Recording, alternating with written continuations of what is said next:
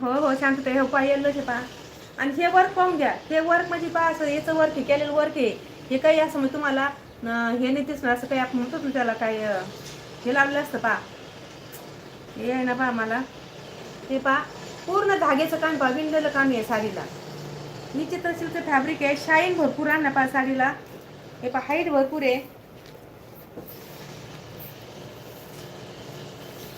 हे पहा खूप सुंदर साडी पहा, खूप छान.